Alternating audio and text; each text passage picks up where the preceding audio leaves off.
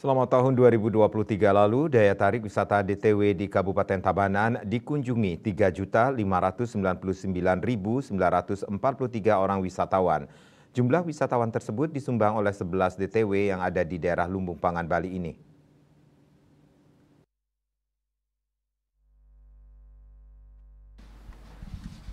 Sesuai data di Dinas Pariwisata Kabupaten Tabanan, 5 besar DTW penyumbang kunjungan wisatawan pada tahun 2023, masing-masing DTW Tanah Laut sebanyak 2.024.929 orang, DTW Ulun Danu Beratan 620.907 orang, Kebun Raya Eka Karya 453.367 orang, DTW Jatilui 403.002 orang, Alas Kedaton 34.303, dan areal Pura Batu Karu 25.403 orang.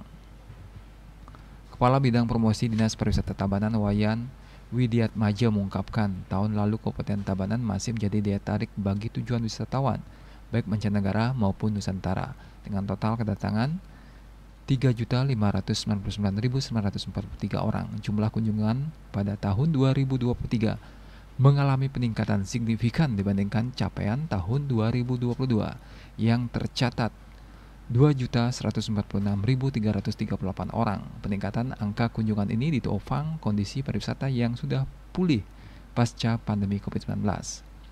Untuk itu pihaknya juga mendorong destinasi wisata untuk meningkatkan sarana penunjang pariwisata dan mengembangkan desa wisata baru sebagai daya tarik bagi wisatawan serta melalui promosi.